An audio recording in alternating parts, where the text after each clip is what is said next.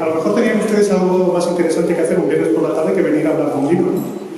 Así que por eso, lo primero y ante todo, muchísimas gracias por acompañarnos en este espacio que la Fundación Diario Madrid nos cede hoy, a la que también le daremos las gracias a su presidente y director Antonio, que creo que no nos ha podido acompañar, a doña Carmen Resino y a don Diego Armario por acompañarnos en esta mesa, a ti, Laura, por haber escrito esta joyita que hoy presentamos, y a quienes le dan sentido a todo esto, que son ustedes, que son quienes lo van a leer. Yo cuando escucho esta frase me suele dar mucho miedo. Voy a ser breve. No, voy a ser breve. Me gusta empezar contando cómo llega un libro a nuestras manos. Perdón, soy el responsable de Relaciones Públicas de la editorial. Y cuando me toca presentar un acto o iniciarlo, como es el caso, suelo comentar cómo nos llega la obra. En este caso nos buscábamos. No es que nos llegara, no es un accidente, es que nosotros estábamos buscando precisamente FAM. Estábamos buscando literatura en femenino, con personajes femeninos fuertes y, a ser posible, escrito por una mujer. Creo que se cumple todo esto en este libro. Nuestros principios fueron complicados, porque la primera vez que leí el manuscrito se lo devolví rápidamente y le dije, oye, aquí esto y esto no me cuadra, me parece una... Y todo había sido un malentendido, era una versión anterior, sin corregir y demás. Por lo demás, estará estupendamente. Creo que una obra como FAM es necesaria porque nos recuerda de alguna forma un punto histórico, que es su fuerte, es una novela histórica, porque nos recuerda también el peso que debemos reivindicar a todos los ciudadanos y ciudadanas de una nación, cosa que hace perfectamente, además ambientándola en una revolución francesa. Y porque, y a ti no te gusta que lo diga, porque tiene ese punto de romanticismo que es accidental, para ti es una cosa accesoria que la acompaña y que complementa muy bien cualquier obra. Entonces, yo quiero darte las gracias aquí y ahora delante de todos por haber confiado en nosotros, por hacernos llegar FAM y que pudiéramos publicarlo. Y como decía, soy breve, acabo aquí, les dejo con Diego y con doña Carmen. Al final no les he dicho nada de currículum, te he preguntado, ¿cómo la presento? Doña Carmen es dramaturga, novelista, presidenta de la Asociación Española de Dramaturgas, o lo fue, ya no existe. Y don Diego, igual, periodista, novelista, exdirector de Radio Nacional de España. Ya lo explicarás alguna vez por qué te metes en la radio, ese mundo que... Señores, Laura, Diego, Carmen, con ustedes, FAM.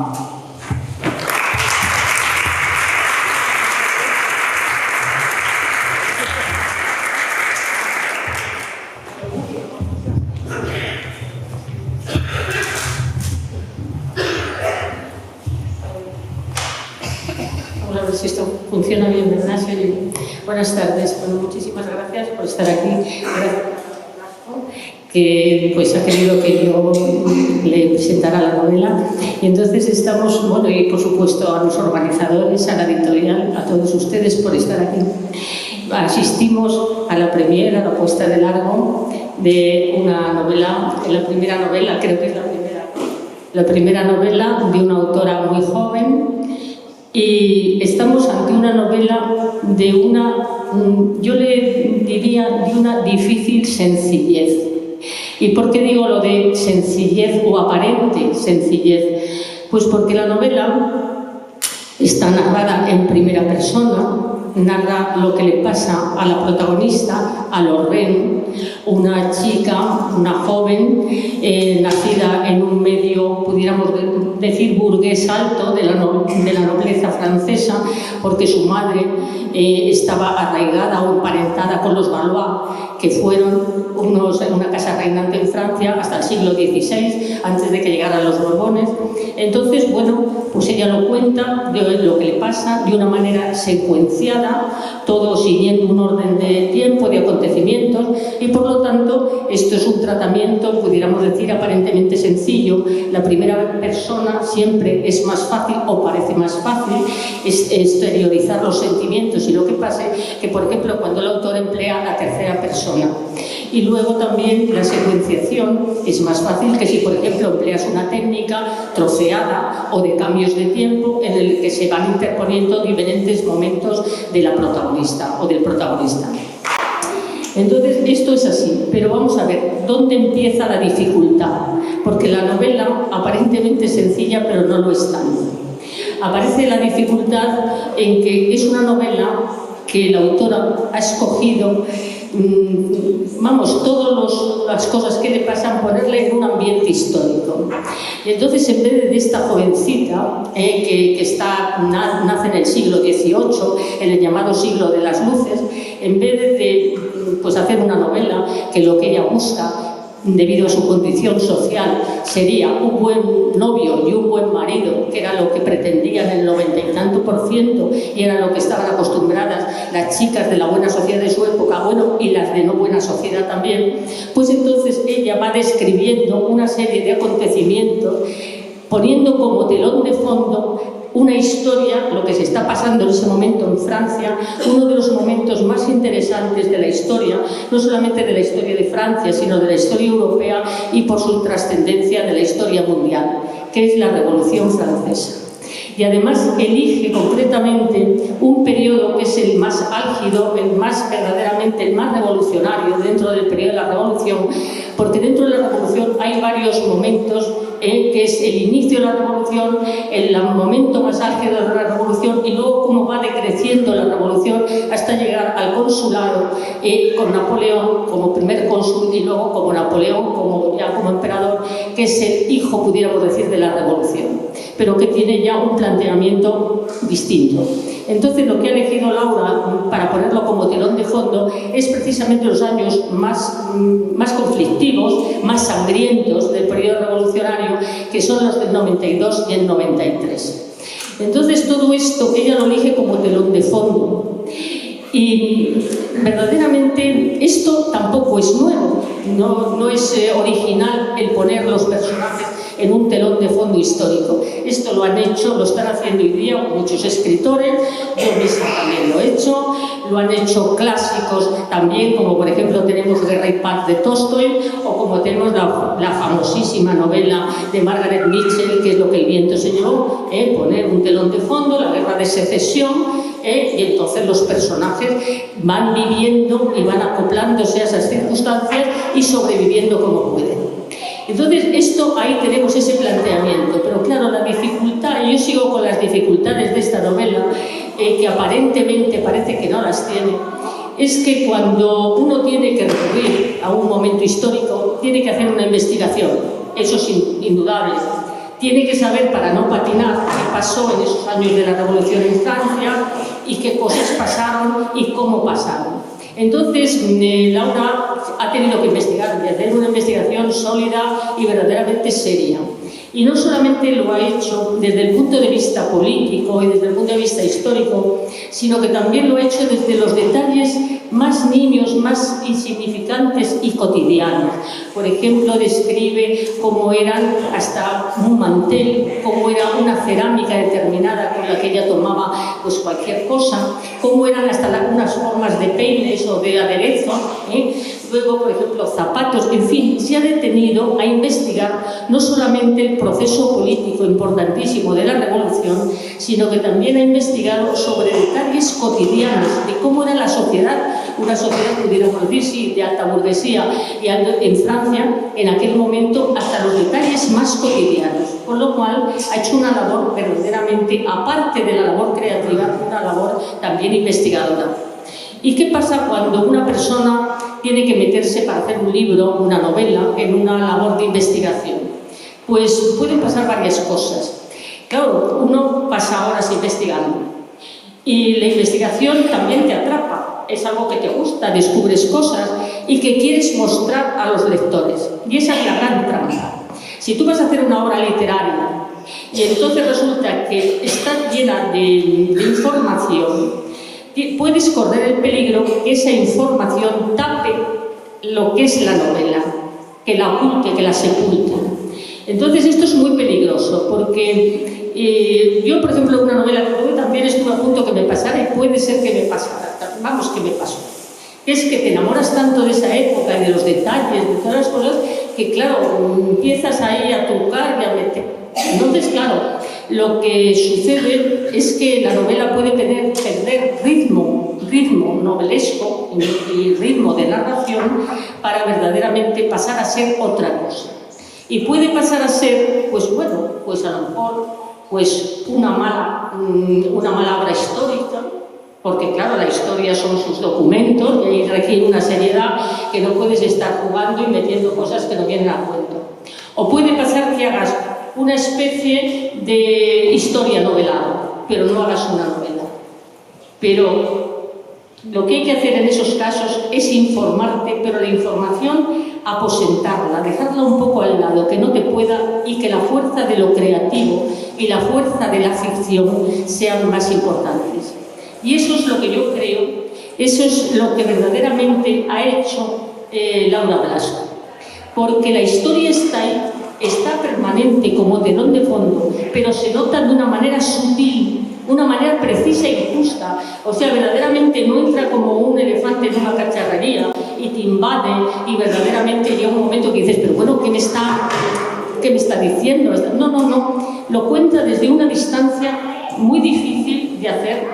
Y verdaderamente, como yo diría que ella, no sé si a lo mejor me expreso con suficiente claridad, ha interpretado muy bien lo que era el siglo XVIII. El siglo XVIII es un siglo curiosísimo, muy hermoso, a mí me gusta mucho de materia de estudio, porque es un periodo de transición, un periodo que se vivió en Europa bastante bien dentro de lo que cabe, en que los monarcas eran los monarcas llamados ilustrados, que se hicieron unos avances científicos ya muy importantes, y que la preparación filosófica iba camino de un sentido de un sentido de lo racional, de saltar la razón por encima de todas las otras cosas. Y es un siglo muy privilegiado, pero al mismo tiempo ese siglo aparentemente muy bonito, con sus pelucas, con sus casacas, con sus minuetos, pues se está fraguando ahí otra cosa, y se está fraguando el gran tajo de la Revolución en Francia. Esa revolución que se expandirá por toda Europa verdaderamente como un huracán o como un tsunami, ¿no? Que una de las personas que lo extenderá será precisamente Napoleón Bonaparte por medio de guerras. Entonces ya digo que este siglo XVIII tan sutil, pero al mismo tiempo que está enterrando dentro de sus entrañas una bomba, pues es lo que verdaderamente se nota en la novela de Laura. Aparentemente es una novela como muy elegante, muy cadenciosa, sin estrías, sin nada de esas cosas, sin detonantes. Es como si verdaderamente se asistiera a un minueto, esos bailes tan deliciosos del siglo XVIII. Y sin embargo, ahí está como fondo la revolución, el cambio, y sobre todo esa muchacha Lorraine, que verdaderamente ella quería dar a su vida un giro distinto. Ahí también tenemos un inicio de feminismo en la novela. Una mujer que quiere ser independiente, que quiere valerse por sí misma, que no quiere atarse a los convencionalismos de su familia y de la época, y que quiere emprender ella sola un nuevo camino. Es decir, es como una pionera también, enamorada de lecturas de determinados filósofos y de escritoras que en su época apuntaron a un comportamiento distinto. Ya digo que todo eso, lo que significa el 18, que es como una cáscara de huevo que empieza a romperse, eso se ve muy claramente y de una manera muy deliciosa en el libro, un libro que se lee muy bien, que es un libro muy sutil, muy elegante, y yo creo que ella ha hecho con esta historia de Lorraine, la Revolución Francesa y los primeros síntomas feministas, un auténtico encaje de bolillos. Bueno, pues muchas gracias, Laura, por lo que has dicho.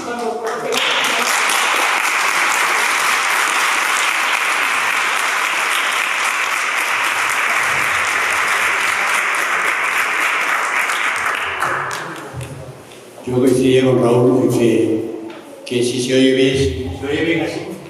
No.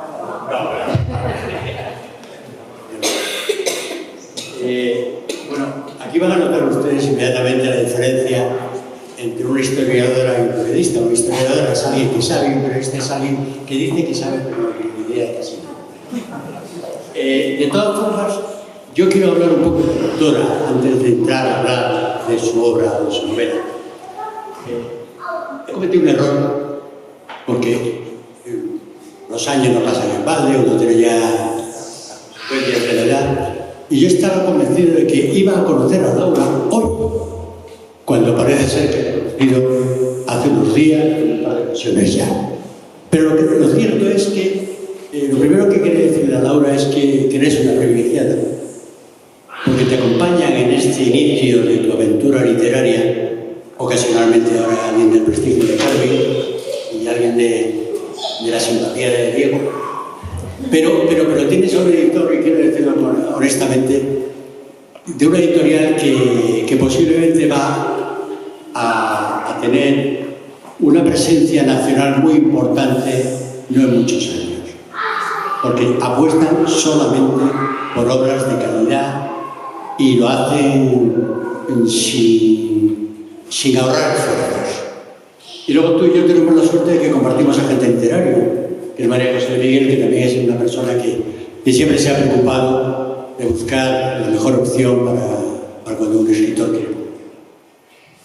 Yo decía que creía que no la conocía, pero tengo que afirmar que yo sé de ella más que ella de mí, por una razón. Porque cuando alguien escribe su primera obra, cualquier escritor o escritora, yo voy a evitar el lenguaje de todos y todas, y cuando cualquier escritor, cuando escribe una novela, va dejando retazos de su propia personalidad, retazos de su forma de ser, retazos de sus angustias, sus deseos y sus frustraciones. Pero cuando alguien escribe su primera novela, su ópera prima, ahí se desnuda sin darse cuenta. En esa primera obra que uno escribe, dice más de sí mismo de lo que le gustaría decir, aunque no lo diga de forma explícita. Y por eso yo creo que yo intuyo como esa obra, como es la obra. Luego, por otra parte, yo durante la lectura de la novela, con frecuencia, volví aquí, a esta solapa, miraba la foto y miraba la edad. Y decía yo, qué joven es esta mujer para escribir también. Porque lo normal es que un escritor acaba escribiendo bien después de haber leído muchos autores clásicos y autores modernos, pero también después de haberse enfrentado una y mil veces a la soledad y a la angustia de ponerte enfrente a un ordenador y darte cuenta que hay cosas que te salen estupendas, que dices, joder, qué bueno soy, y cosas que te salen que dices, esto no me gusta ni a mí. Es decir, ese recorrido que hay que hacer para llegar a tener un estilo propio y un estilo con una cierta calidad, Laura en poco tiempo no sé cómo lo ha conseguido. Tal vez porque es artista, pinta, hace muchas cosas al mismo tiempo y al final pues es capaz también de escribir con un estilo atractivo, brillante, preciso, ocurrente, no sé, lo llamaría de muchas formas. Luego yo creo que hay una cosa importante y es que cuando Laura se enfrenta a la novela, lo que hace es, de alguna forma, que le digo que cada uno traslada lo que son sus propias sensaciones. Es una mujer joven y yo no sé si es casualidad, pero la protagonista se llama Lorraine. Es la raíz de su propio nombre, Laura Lorraine. Es decir, es como si se identificara emocionalmente al menos con la protagonista, porque cuando uno escribe, uno acaba queriendo incluso a los personajes más odiosos que tiene uno dentro de su propio texto literario. Y entonces, en ese sentido, a mí lo que me da la sensación es de que ella tal vez está vertiendo ahí lo que son sus propias inquietudes como mujer joven y haciendo un paralelismo con cómo podrían ser las vicisitudes trágicas de mujeres jóvenes en aquella época, del final de la monarquía y el principio de la Revolución Francesa, en la que solamente por contar, antes ha dicho ella que si buscábamos algún párrafo, yo me he acordado de uno, alguien tan importante, es que estoy buscando el texto exactamente, de como Rousseau decía que las mujeres deben aprender muchas cosas, pero solo las que convienen que aprendan. Es decir, esta mujer, la protagonista, lucha por ser algo distinto a lo que se estila en aquella época y se rebela contra esa situación en la que la mujer tiene que ser la mujer que se casa, la mujer que aspira a ser una buena ama de casa, una buena esposa, hasta el extremo de que Lorraine solamente quiera un hombre, a su padre. Ya lo leerán ustedes cuando llegue. Su padre para ella es admirable, pero el resto de los hombres con los que se va encontrando a lo largo de su trayectoria vital son personajes masculinos de los que recela. Recela porque piensa que el hombre es el único que puede limitar las aspiraciones de libertad, de igualdad de oportunidades, de desarrollo de una mujer. Y eso nos lleva a 2019. Es decir, a día de hoy, el feminismo sigue estando en la actualidad, como ya lo estaba en la época de la Revolución Francesa, a través de su protagonista, porque allí la sociedad, algunas veces en algunos textos de escritores, le reconocían ciertas aspiraciones de educación, de formación a la mujer, pero de hecho no era así. Pero en cambio, ahora mismo vivimos en una sociedad en la que parece que siglos después sigue sin resolverse el tema de la igualdad de oportunidades y de derechos entre hombres y mujeres. Y yo aquí sí quiero decir una cosa.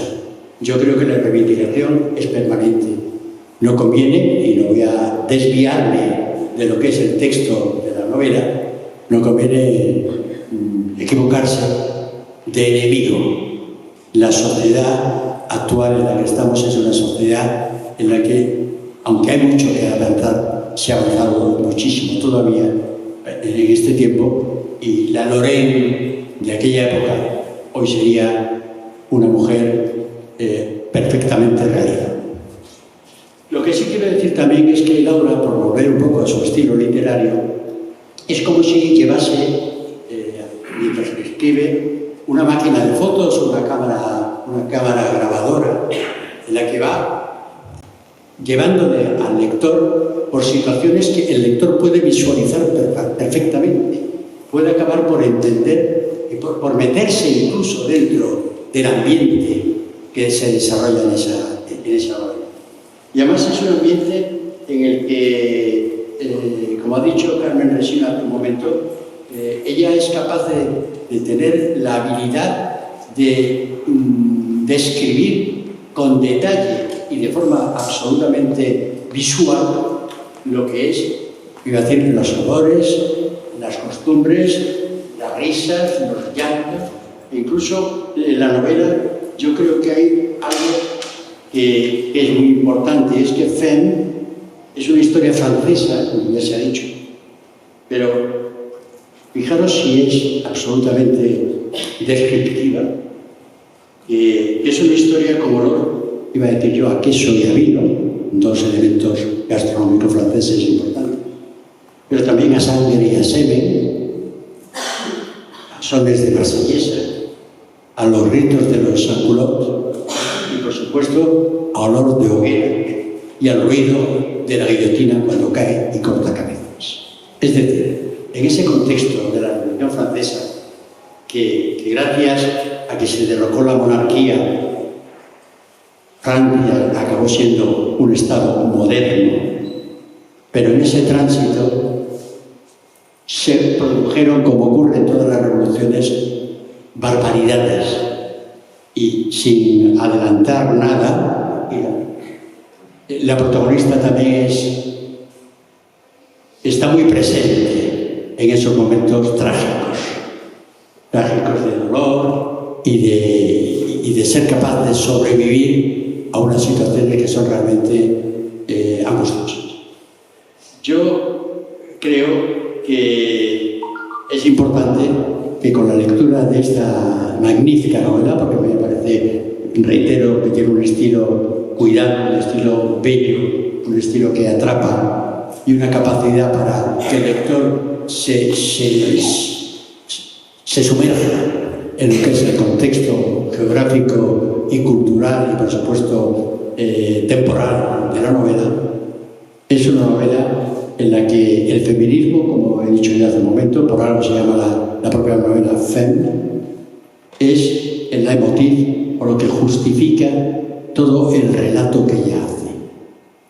A mí, que a veces no me gustan los finales felices, lo digo por mi propia experiencia como escritor o por mi tendencia a que los finales no siempre sean felices, yo creo que aquí de alguna forma sí hay un final feliz, porque hay una rehabilitación, una recuperación de la imagen de Lorraine, que es una mujer valiente, una mujer, yo diría, culta, heroica, independiente, pero que al final se reconcilia consigo misma y con su propio pasado. Y como yo siempre he dicho, las novelas no se cuentan, hay que leerlas, así que leerlas.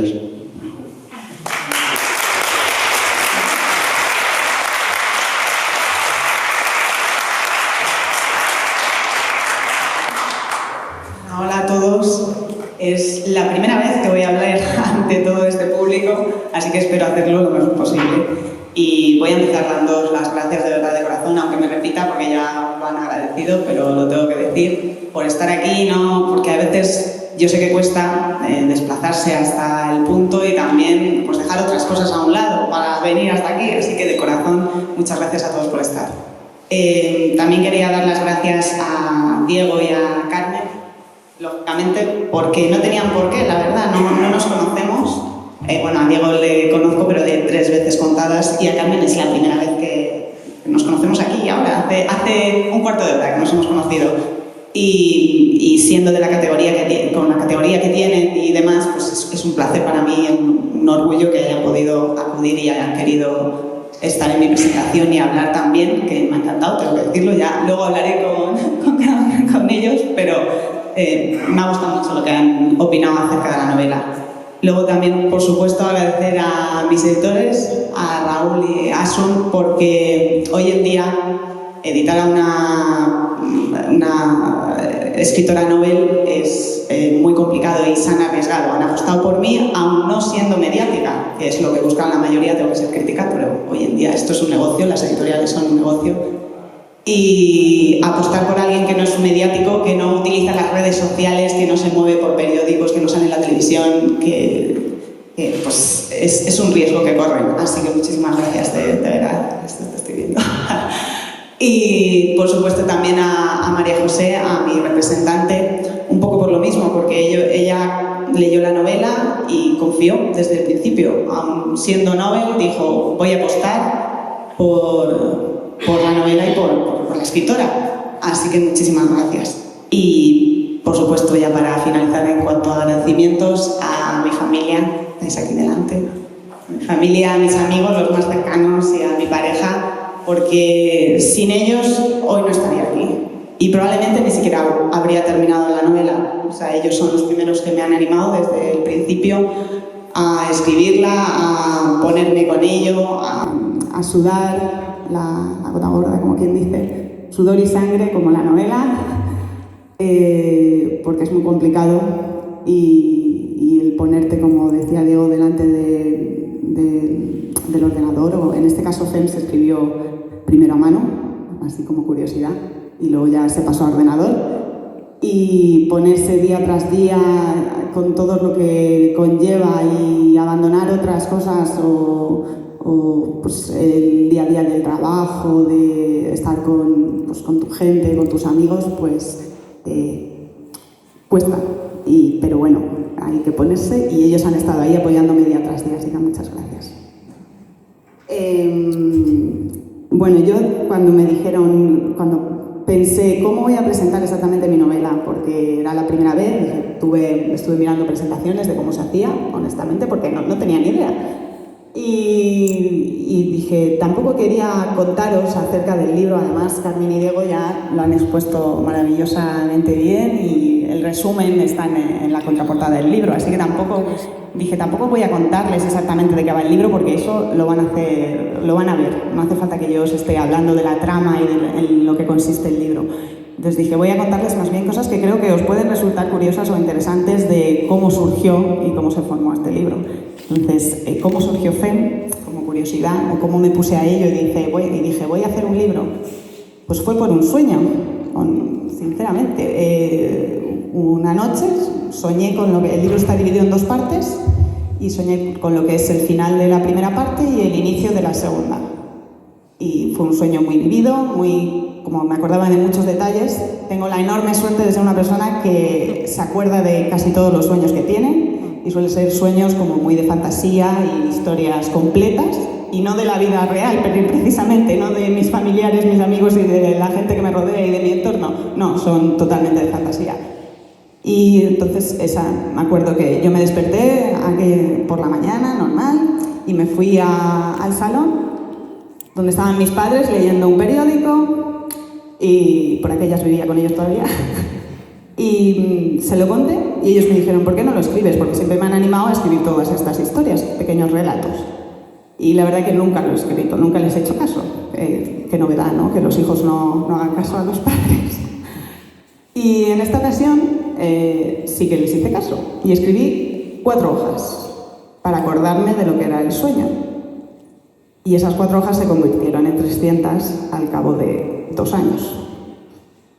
¿Cómo llegué a eso? Pues con todo el apoyo y pensando, yo tengo que escribir sí o sí, porque me salía de dentro. Muchas veces yo creo que a los escritores hay veces que lo sienten, que necesitan aislarse de esa realidad y meterse en su mundo y escribir historias, porque al final, como digo, lo llevan un poco dentro y les sale, a veces les sale solo. No necesitan tampoco el estar ahí empeñándose. Y luego también otra cosa que por contaros es el significado que yo le quise dar al libro a la hora de escribirlo. Y yo siempre he dicho que FEM es una declaración de intenciones. Declaración de intenciones porque, y Diego lo ha mencionado, que muchos de los pensamientos, reflexiones que tiene la protagonista Lorraine, que por cierto es Lorena, en realidad sí, pero es Lorena, no viene de Laura, yo me llamo Laura, pero bueno, es Lorena, no, la raíz se parece, pero no es exactamente lo mismo. Y sí, los pensamientos y reflexiones que tiene la protagonista acerca de la política, de la libertad sexual, de la libertad de expresión, de la religión, que son temas en los que intento profundizar en cierto grado, tampoco mucho, no es un libro filosófico, pero sí que tiene matices. Son pensamientos y reflexiones que, aunque estén expuestos en ese contexto histórico de la Revolución Francesa, se pueden trasladar a hoy en día. O sea, son pensamientos que aunque los tenga esa protagonista en esos tiempos, pues hoy en día se puede sentir identificado todo el mundo o la gente que comparta esas opiniones con la protagonista. Otros puntos que yo cuando escribí el libro decidí que me iba a centrar en ellos y que no quería sobrepasar ciertos límites son 3 puntos que he comentado en alguna ocasión, probablemente me hayáis escuchado muchos de vosotros. Es que el libro no fuese ni demasiado filosófico, ni demasiado moralista, ni demasiado cursi, porque se prestaba a ello.